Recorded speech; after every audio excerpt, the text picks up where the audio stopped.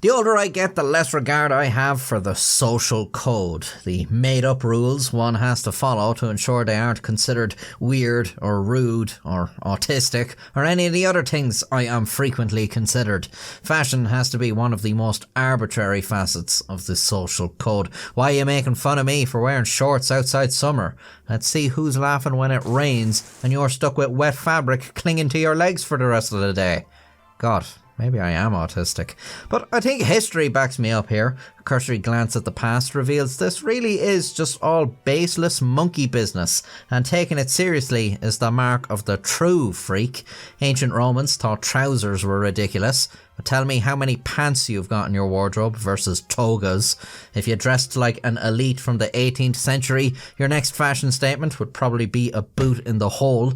These were the sexiest people to exist in the year 2001. So believe me when I tell you that wearing the wrong type of hat in New York City 100 years ago could get you hospitalized. I am of course talking about the Straw Hat Riot of 1922, where there was literally a riot over the hats people had on their heads. If you think that sounds crazy today, I am about to change your whole way of thinking. In the 19th century, the straw hat started to come to prominence as summery menswear in the United States. An example would be the boater, which got its name from its widespread appearance at summer boating events. Initially, it was considered distasteful to wear these in the city. That's sort of funny, isn't it? But consider the modern woman dressed for the races. Wouldn't that be an unusual outfit outside that context? By the early 20th century, straw boaters did become acceptable city wear during the summer, but there were still some unwritten rules that somehow developed around them. Customarily, May 15th was Straw Hat Day, which marked the start of straw hat season, during which many men would wear the lightweight, summery straw hat. September 15th was Felt Hat Day, which marked the end of the straw hat season. Put away that straw hat and start wearing your heavier felt or silk hat for the cold. Even if it was still hot out, it was considered laughable to keep wearing your straw hat after the 15th, and newspapers would remind readers to change their hats to avoid embarrassment. How quaint. Yes, but tell me, at what point does leaving your Christmas decorations up go from being unfashionable to genuinely repugnant? Nowhere were these traditions more evident than on Wall Street, where stockbrokers would playfully accost their pals with out-of-season hats and stomp them on the ground. Stockbrokers destroying straw hats became somewhat of a ritual that signalled the end of summer. How silly, eh? But, well, I can't really think of a good modern analogue for that, but we had to wear uniforms when I was in school, which consisted of slacks, shirt, tie and jumper. You'd forgo the jumper when it got hot during summer, but this left you vulnerable to having your shirt pocket ripped off, which was so common that it was rare to see any of the lads with shirt pockets. Some of us were legally adults at this point in our lives. Similarly, the youths of the early 1900s were prone to going after men who wore straw hats after September 15th. A man could expect some mockery, but more rambunctious groups might take the hat off his head and stomp it, emulating the stockbroker tradition. This was not really socially acceptable, but that's not exactly unheard of for teens to engage in antisocial behaviour. By 1922, there were a lot of men who didn't really care about Felt Hat Day and would choose their hat for the day based on the weather rather than made-up unwritten rules. But, like a woman wearing white to a wedding might incur the wrath of a socially conforming bride, this only emboldened teenagers who saw September 15th as rendering them official permission to basically assault people and destroy straw hats. Some little bastards were apparently afraid there'd be no hats to smash come Felt Hat Day and would get a start a few days early, which led to a riot in Manhattan, New York on the 13th of September 1922. It started when a group of youths roaming around looking for hats to smash encountered a group of dock workers. Drunk on hat smashing, the lads thought the straw hat bedecked dock workers would accept the headpiece hammering as easily as their prior targets. They were wrong. The dock workers fought back.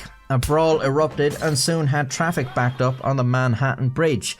Police intervened, had their hats snatched and made some arrests, but this was not the end. News spread of the violence and more youths took to the streets looking for straw hats, seemingly outraged that anyone would interrupt their sacred tradition. More fights broke out wherever people resisted, and the situation escalated until there was reportedly a mob of 1,000 youths prowling the streets, many armed with sticks. Some of the sticks had spikes in them. Several men were hospitalised from beatings over the straw hats, and dozens of teenagers were arrested. Some were brought to court, some were spanked in the police station by their parents.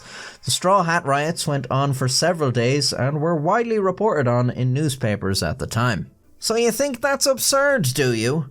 Well, it is actually quite mad. I suppose a shirt with a swastika on it could invite some violence today, and perhaps that will be seen as unusual in a few hundred years, but it's not really the same as bashing someone for wearing a hat in the wrong season. But this was an exceptional, out of the ordinary event that spiraled out of control. The cause was still something that's common today. Arbitrary, unwritten, nonsense rules, and still stupid today. It'd be like if a man went on a massive spree killing after his girlfriend argued with him about wearing navy with black. What the hell's wrong with that anyway? Those colours go perfectly well with one another.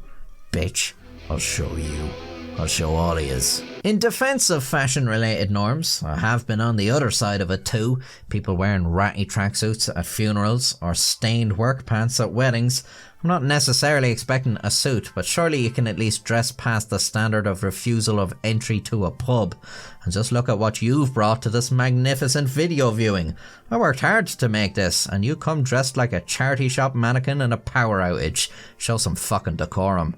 Dress up nice and I'll let you watch my other videos, which are of a similar style covering other bizarre topics. You can subscribe to see more in the future and join the channel membership to make me less poor. Until next time, stay safe. Baseless monkey business. I am, of course, talking about the Straw Hat Riot of 1922, where there were literally a riot. Wouldn't that be an unusual outfit? Wouldn't... But consider the... Fuck. Maybe I'll just start again. Put away that straw hat and start wearing your... September 15th was Felt Hat Day, which marked the end of straw hat season. No, terrible. Nowhere were these traditions more evident than on Wall Street, where stockbrokers would... Who wrote this shit?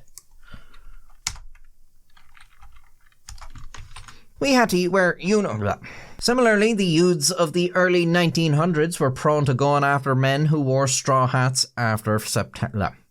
Similarly, God, it's getting tongue-tied. Similarly, the youths of the early 1900s were prone to going after men who were... A man could expect some mockery, but more... Some little bastards were apparently afraid there'd be no hats to smash come Felt Day, and they would get a... It started when a group of youths roaming around... It started when a group of youths roaming... It started when a group of youths roaming... You can subscribe to see more in the future and join channel membership to...